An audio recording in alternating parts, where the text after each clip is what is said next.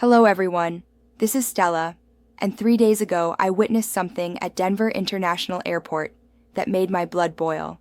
A 71-year-old grandmother named Patricia Reynolds from Phoenix was standing at the gate counter crying uncontrollably, clutching her boarding pass.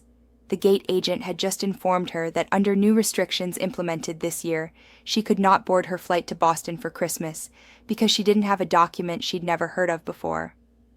Patricia had been flying for 40 years. She'd flown this same route last Christmas. She'd checked the airline's website before booking. Nowhere did it mention this new requirement. She was now facing the choice of missing her granddaughter's first Christmas or paying $1,200 for emergency documentation and rebooking, and the absolute worst part that made me intervene personally was hearing the gate agent say, "These new policies were clearly posted on our website. We're not responsible if you didn't read them."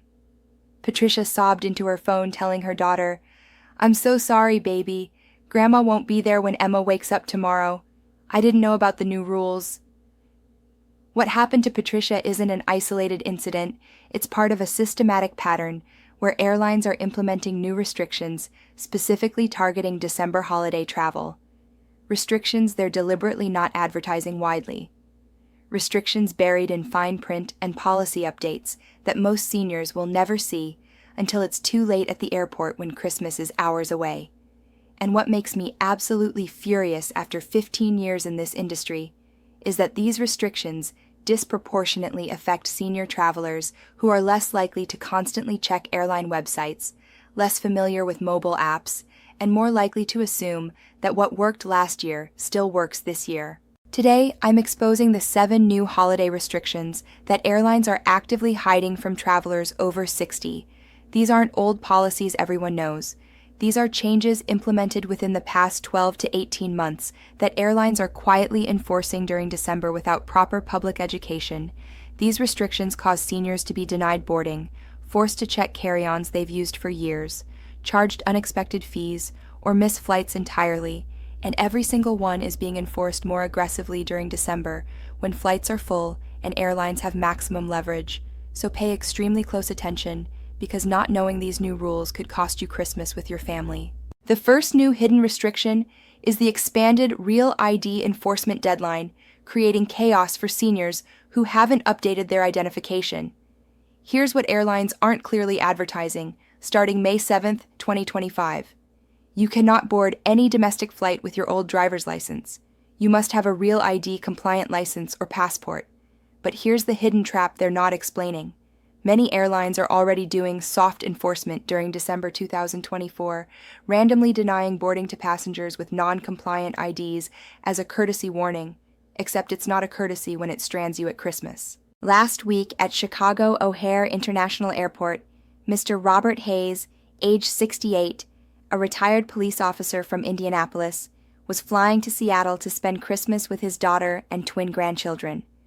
Robert had flown 6 times this year with his regular Indiana driver's license, no problems. December 18th, he approached the TSA checkpoint at O'Hare. The TSA officer looked at his license and said, "Sir, this is not Real ID compliant. I cannot allow you through security." Robert was confused. He said, "I've flown multiple times this year with this same license." The officer responded, "We're beginning early enforcement. You need a passport or Real ID license." Robert didn't have a passport. He'd never needed one. The TSA supervisor said, "I can let you through today with additional screening, but you might be denied at your return flight. I strongly recommend getting proper ID." Robert made it through but spent his entire Christmas week in Seattle anxious about his return flight. On December 26th at Seattle-Tacoma Airport, he was denied boarding, different TSA officer, stricter interpretation. Robert had to rent a car and drive 36 hours back to Indianapolis. He paid $847 in car rental and hotels, missed 2 extra days of work, all because the airline never sent clear notification about accelerated Real ID enforcement. You must check your driver's license right now. Look for a star in the upper right corner. If there's no star, your license is not Real ID compliant. You need to visit your DMV immediately and upgrade to Real ID or obtain a passport. Do not assume your old license still works. just because it worked earlier this year, airlines and TSA are ramping up enforcement specifically during December to prepare for the May 2025 deadline. Make this your absolute priority before booking any December flights. The second new hidden restriction is the dramatically reduced carry-on size limits being enforced with measuring devices at gates. Airlines have always had carry-on size restrictions, but they rarely enforce them. This year that's changing. They're installing rigid metal measuring boxes at gates and forcing passengers to check bags that don't fit perfectly, and they're targeting December flights when they know you're carrying presents and have no choice but to pay the fees. 2 weeks ago at Dallas-Fort Worth Airport, Mrs. Helen Rodriguez, age 69, from San Antonio, was flying to Denver for Christmas with her daughter's family. Helen had used the same carry-on bag for 8 years. It had flown with her dozens of times. She arrived at her gate. A new gate agent was standing next to a metal sizing box.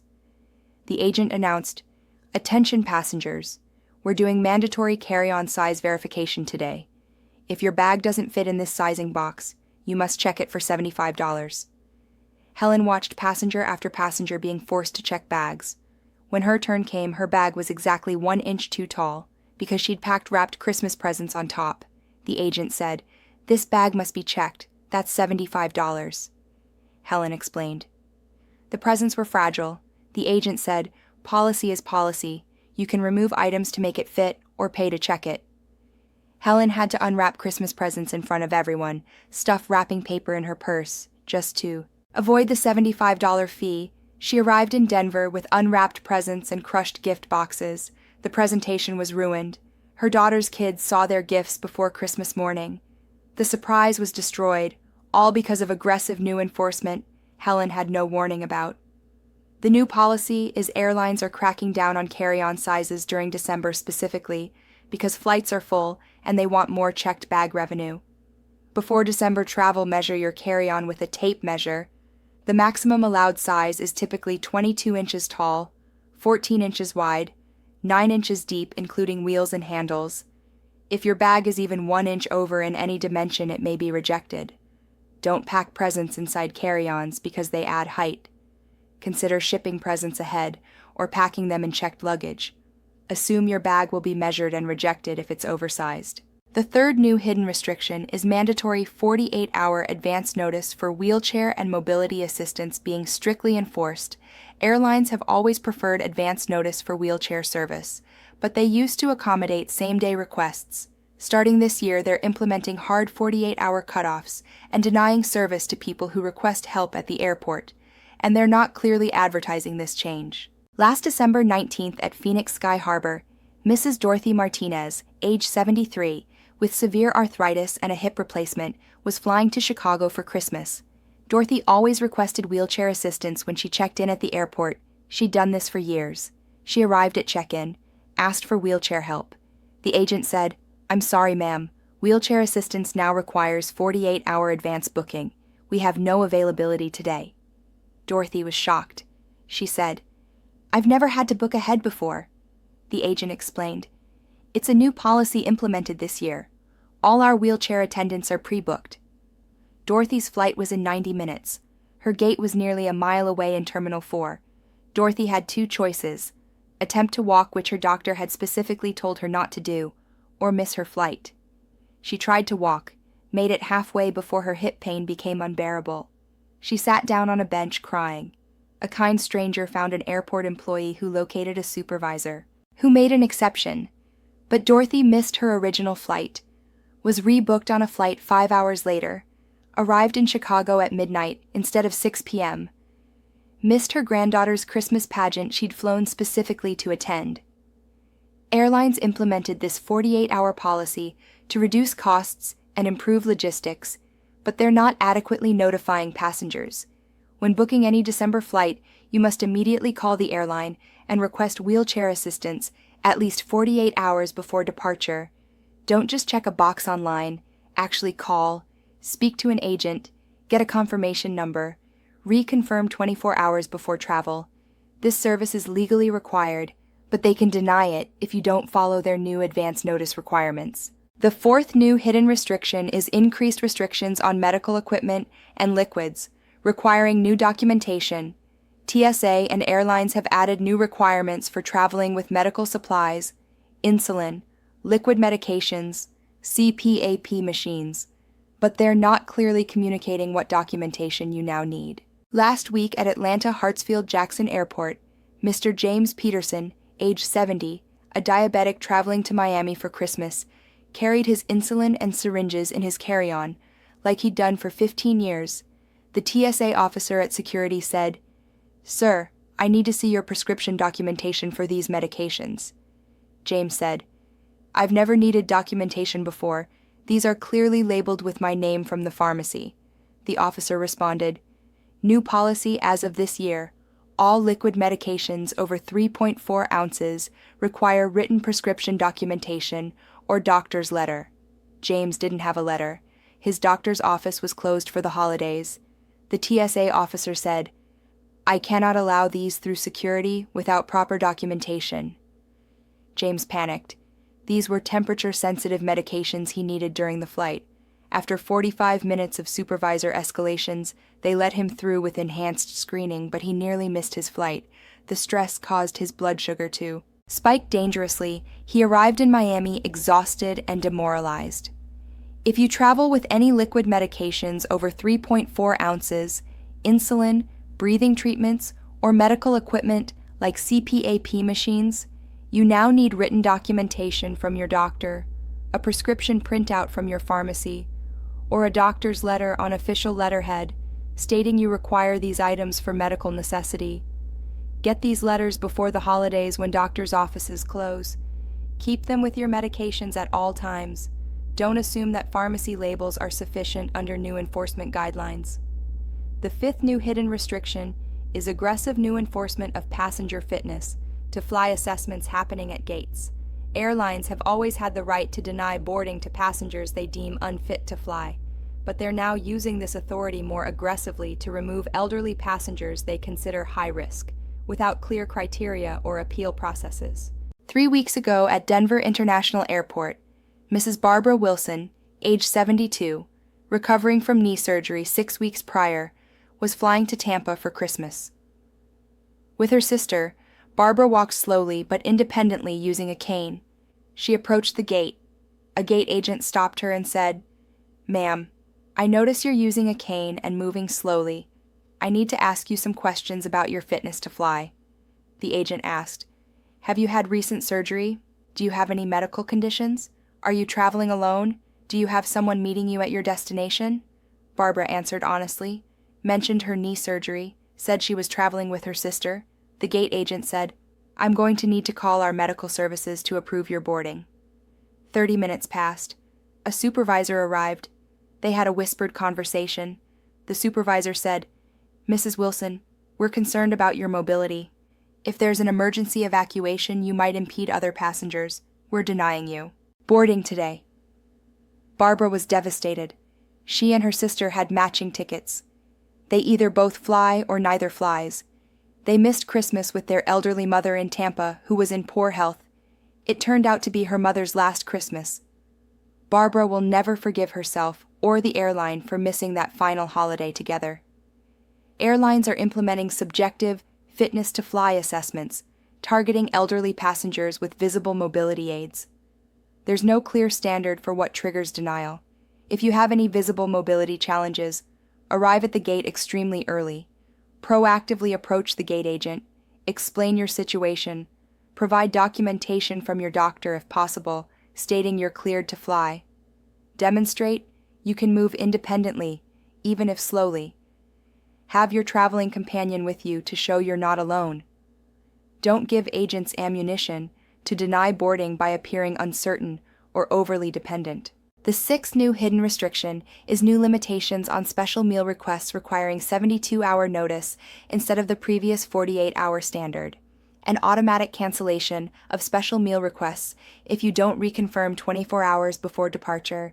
Seniors with dietary restrictions are showing up to find no meals available. Last December 20th, on a flight from Boston to Los Angeles, Mr. Vincent Torres, age 68, with severe diabetes and hypertension, had booked a diabetic meal when he purchased his ticket 3 months earlier.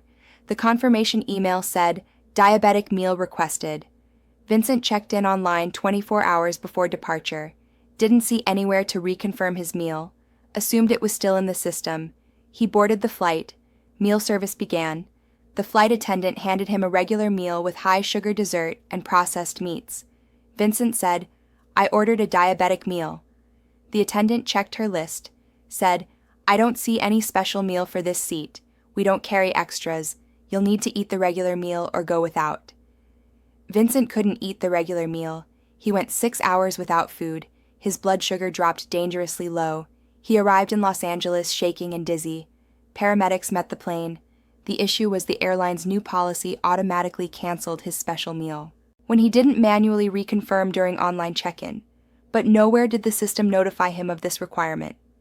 If you request special meals for dietary or medical reasons, you must now request them at least 72 hours before departure, not 48 hours. Then when you check in online 24 hours before departure, look carefully for a section asking you to reconfirm special services including meals. If you don't see this section, call the airline directly to verbally reconfirm your special meal is in the system. Get the agent's name and a confirmation that your meal is confirmed. Don't assume that booking it months ago means it's still active. The seventh and final new hidden restriction is dynamic pricing for seat selection, increasing dramatically as departure approaches. With seniors being specifically targeted with higher fees during December, airlines are using AI algorithms to charge desperate holiday travelers maximum prices for seats that should be available. Last week, a 69-year-old woman named Margaret Thompson from Seattle was flying to Orlando for Christmas with her daughter's family. When Margaret booked an October seat selection cost $25 for an aisle seat, she decided to wait thinking prices might drop. 2 weeks before departure, she logged in to select seats. The same aisle seats now cost $89. 1 week before departure, the price jumped to $127. The day before departure, it was $164 for an aisle seat. Margaret was traveling with significant back pain. She absolutely needed an aisle seat to stretch and move. She had no choice but to pay $164. That's $139 more than if she'd selected seats when booking. The airline's algorithm knew December flights are full. New passengers become desperate as departure approaches and extracted maximum revenue from seniors who waited. The new reality is airlines use dynamic pricing on seat selection. Prices only go up as departure approaches, especially during December. They will never go down. If you need specific seats for medical reasons, aisle for mobility, extra legroom for circulation, bulkhead for back support, you must select and pay for these seats immediately when booking. Do not wait. Hoping for price drops? They won't happen. Waiting only costs you more money as algorithms detect desperation and increase prices. This is predatory, but it's legal and airlines are using it aggressively during December. Now here's your complete protection plan against all 7 hidden restrictions. Step 1, immediately check if your driver's license has a real ID star. If not, visit DMV this week to upgrade or obtain passport. Do not fly in December without compliant ID. Step 2, measure your carry-on bag with tape measure. If it's over 22 by 14 by 9 inches, including wheels, buy a compliant bag or plan to check it. Don't pack presents inside carry-ons. Step 3, if you need wheelchair assistance, call airline immediately after booking, request service for all airports, get confirmation numbers, reconfirm 24 hours before travel. Step 4, if you travel with medications or medical equipment, obtain written doctor's letter now before holidays. Make 3 copies. Keep 1 with medications, 1 in carry-on, 1 in checked bag. Step 5, if you have any mobility challenges, obtain doctor's letter stating you're cleared to fly. Proactively show to gate agents, demonstrate independent mobility. Step 6. If you request special meals, verify 72-hour advance notice. Manually reconfirm during online check-in. Call airline to triple check. Step 7, select and pay for necessary seats immediately when booking. Do not wait. Prices only increase. The difference between arriving at your Christmas destination versus being denied boarding at the gate comes down to knowing these 7 new restrictions before airlines spring them on you. Airlines implemented these policies to increase revenue and reduce costs. They're not advertising them widely because they know seniors are less likely to constantly monitor policy changes. They're counting on you to show up at the airport unprepared. They profit when you're forced to pay fees, check bags, or miss flights. They designed these restrictions specifically to extract money during December when you're desperate to get to family. But now you know exactly what they're hiding. If this video exposed restrictions you had no idea existed, hit that like button right now, subscribe and turn on notifications so you don't miss next week's video about the 12 airport scams specifically targeting seniors during holiday travel. Share this immediately with every senior you know planning December travel. One share could save someone from being denied boarding on Christmas Eve. These hidden restrictions are designed to fail seniors who don't know about them. Protect yourself by preparing now. This is Stella, and please don't let airlines surprise you with rules they never properly disclosed.